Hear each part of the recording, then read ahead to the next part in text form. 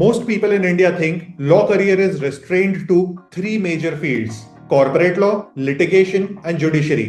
But आज इस video में मैं तुम्हें बहुत सारे डाइवर्स ऑप्शंस के बारे में बताना चाहता हूं जो तुम परस्यू कर सकते हो right after your law degree. इन सारे ऑप्शंस को परस्यू करने के लिए लेकिन तुम्हें आज से मेहनत करनी होगी, अपने लॉ स्कूल के वक्त पे मेहनत करनी होगी, या फिर अपने लॉ स्कूल के पहले से थोड़ा सा एक माइंडसेट रखना होगा कि तुम किस चीज को परस्यू करना चाहते हो, या अपने लॉ स्कूल के वक्त पे तुम इन सारे ऑप्शंस को एक्सप्लोर कर सकते हो थ्रू इंटर्नशिप्स। तो सबसे पहले तो मैं तुम्हें ये बता देता हूं इस वीडियो को बनाने का मुझे आइडिया क्यों आया।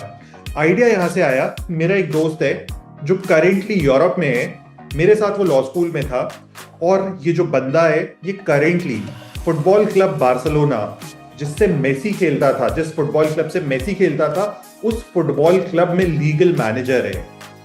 अब तुम इमेजिन करके देखो, एक पर्सन जिसने इंडिया में लॉ किया, एक एनएलयू में लॉ किया, वो आज यूरोप में तुम्हारे फेवरेट फुटबॉल क्लब का मैनेजर है, लीगल मैनेजर है। वो वाला मैनेजर नहीं है जो फुटबॉल पिच पे खड़े होकर चिल्लाते रहते हैं। जस्ट इमेजिन तुमको भी चांस मिल जाए to become the manager of RCB, कितना क्रेजी होगा। तो इस तरह के सारे ऑप्शंस मैं आज तुमसे शेयर करने वाला हूं। हो सकता है तुम में से बहुत सारे लोग इस बात को सुनने के बाद बहुत एक्साइटेड होंगे कि तुम भी स्पोर्ट्स लॉ को परस्यू करना चाहते हो, या बहुत सारी लड़कियां एक्साइटेड होती है आजकल फॉर फैशन लॉ। तो इस तरह के बहुत सारे ऑप्शंस है, इन्यूमरस ऑप्शंस है जिन्हें तुम परस्यू कर सकते हो। इस वीडियो में मैं तुम्हें कुछ ऑप्शंस बताऊंगा, और इसके बाद कुछ फॉलोअप वीडियोस में मैं तुम्हें बाकी सारे ऑप्शंस के बारे में बताऊंगा इन डिटेल, और तुम इन सारे ऑप्शंस को किस तरह से परस्यू कर सकते हो उस चीज को भी मैं हाईलाइट करूंगा। क्या तुम्हारी ट्रेजेक्टरी होनी चाहिए, क्या तुम्हारी जर्नी होनी चाहिए, क्या तुम्हारी इंटर्नशिप्स होनी चाहिए आज। लेकिन ये फर्स्ट वीडियो है, इसमें बहुत ही सिंपल ऑप्शंस को, इजी ऑप्शंस को लेंगे हम लोग। And before starting the video, तुम्हें मुझे मोटिवेशन देनी होगी इस पूरी सीरीज को बनाने के लिए। इस वीडियो को बनाने में भी मैंने बहुत मेहनत लगाई है, तो तुम्हें जल्दी से सब्सक्राइब कर लेना चाहिए पहले तो। एडिशनली अगर चाहो तो लाइक कर दो, और मैं चाहूंगा दिल से कि तुम मुझसे कनेक्ट करो। हम लोग इंस्टाग्राम पे कनेक्ट कर सकते हैं, मीम शेयर कर सकते हैं, हम लोग स्नैपचैट पे कनेक्ट कर सकते हैं, फालतू की रैंडम फोटो शेयर कर सकते हैं, और अगर तुम्हें कुछ काम है तो मुझे व्हाट्सएप पे कनेक्ट कर सकते हो। So let's start with the first option, and this is JAG. JAG का मतलब होता है जज एडवोकेट जनरल। जज एडवोकेट जनरल आर्मी का लॉयर होता है। आर्मी के लॉयर से मतलब क्या है, तुमने शायद सुना होगा, एक प्रोसेस होता है बहुत ही फेमस, कोर्ट मार्शल। अब कोर्ट मार्शल अगर करना है तो कोर्ट वर्ड आ रहा है, यानी कि कोर्ट के अंदर आप कुछ कर रहे हो, तो वहां पे आपको एक लीगल पर्सन की जरूरत है। अब जो कोर्ट मार्शल की पूरी प्रोसेस है, या आर्मी के अंदर आपको किसी भी लीगल प्रोसेस को करना है, तो उसके लिए जो वकील होते हैं उन्हें कहा जाता है जेएजी, जज एडवोकेट जनरल। अब आर्मी का पूरा लीगल साइड ये लोग देखते हैं। अब कौन बन सकता है जेएजी? तो सिंपली तुम एक बार लॉ कर लिए, लॉ ग्रेजुएट होने के बाद तुम एक पर्टिकुलर एग्जाम होता है which is CLAT PG. CLAT PG में अपीयर करते हो, गुड रैंक लाते हो, तो तुम्हें पर्सनल इंटरव्यू देने का चांस मिलता है, एसएसबी देने का चांस मिलता है। उसके बाद तुम डायरेक्टली सेलेक्ट हो जाते हो फॉर दिस पोजीशन। अब ये पोजीशन अगर तुम देखोगे तो इंडियन आर्मी के ऑफिसर की पोजीशन है, just right after your law. अब अगर तुम इस चीज को परस्यू करना चाहते हो, जेएजी बनना चाहते हो, बिल्कुल भी ये मैटर नहीं करता है कि तुम एनएलयू में हो, या किसी बहुत अच्छे प्राइवेट कॉलेज में हो, कि एक ट्रेडिशनल कॉलेज में हो, या फिर तुम बहुत ही बी ग्रेड कॉलेज में हो। मैटर करता है तुमने कितने अच्छे से अपने लॉ स्कूल को पढ़ा है, तुम्हारा कितना अच्छा सीजीपीए है, और तुम 5 साल बाद या अपने फाइनल ईयर में कितना अच्छा परफॉर्म करते हो in the CLAT PG exam. CLAT PG नाम का एक एग्जाम होता है, उसके थ्रू यहां पे एंट्री होती है। तो क्लैट पीजी में तुम्हें अच्छा स्कोर करना होगा। क्लैट पीजी में क्या आता है, तो बेसिक लॉ स्कूल के सब्जेक्ट्स आते हैं जो तुम फर्स्ट ईयर से पढ़ते हो। तो हर सेमेस्टर हर सब्जेक्ट को बहुत अच्छे से पढ़ो, क्योंकि ये सारे सब्जेक्ट्स तुम्हें लाइफ टाइम काम आने वाले हैं। और जो तुम्हारा बचपन में ड्रीम था आर्मी ज्वाइन करने का, इंडियन आर्मी को ज्वाइन करने का, उस ड्रीम को तुम सच में फुलफिल कर सकते हो थ्रू दिस मेथड। इसी से जुड़ी हुई है सेकंड अपॉर्चुनिटी भी, एक साथ ही कवर कर लेते हैं, that is PSU jobs. PSU क्या होते हैं? तो पीएसयू का मतलब होता है public sector undertaking. Public sector undertaking government की बहुत बड़ी कंपनीज होती हैं। For example Coal India, ONGC, भेल, गेल, शायद तुमने ये सारे नाम सुने होंगे। इस तरह की जो कंपनीज होती हैं जहां पे गवर्नमेंट इन्वेस्टेड होती है इन अ पर्टिकुलर बिजनेस। एग्जांपल दे देता हूं, कोल इंडिया।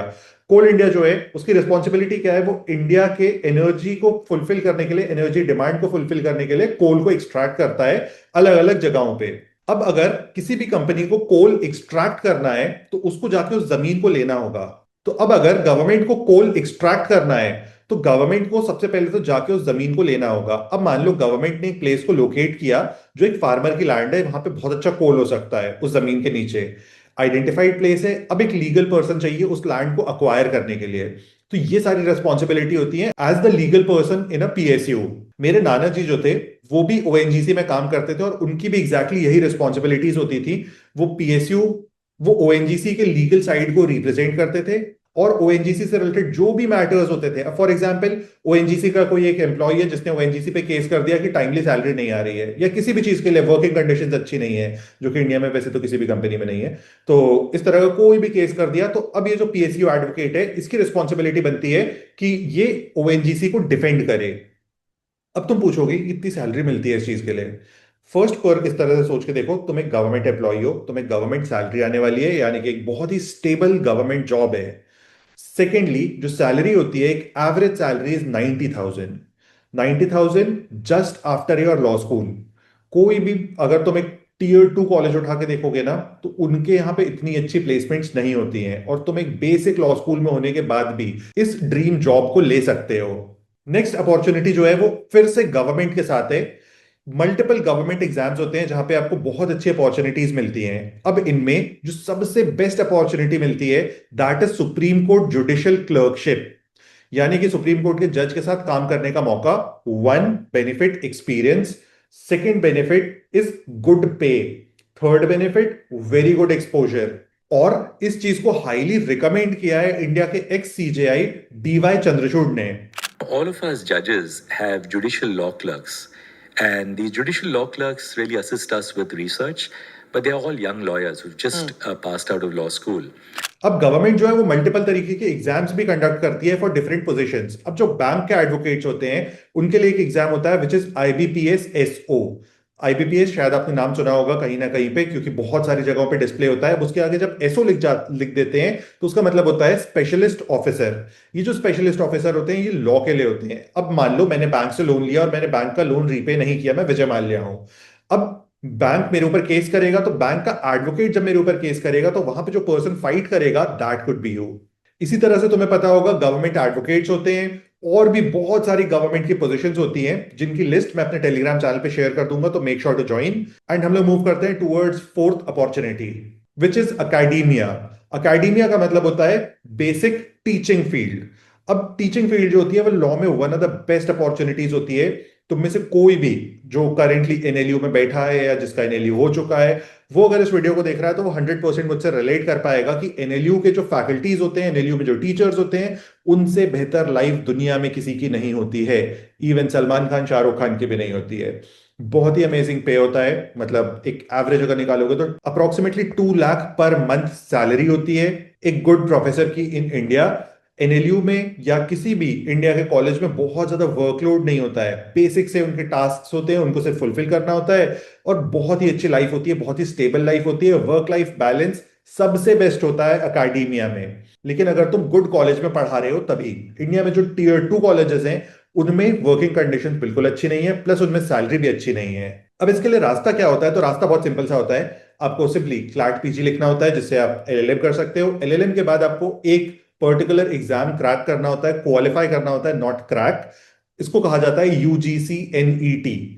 इस एग्जाम को क्रैक करने के बाद आपको अपॉर्चुनिटी मिलती है to teach in any law school in India. Salary बहुत अमेजिंग है, अपॉर्चुनिटी बहुत अमेजिंग है। सो इस वीडियो में हम लोग सिर्फ इतनी ही अपॉर्चुनिटीज को कवर कर रहे हैं, और अपकमिंग वीडियोस जो हैं उसमें मैं आपको बहुत डेप्थ में एक एक अपॉर्चुनिटी के बारे में बताऊंगा।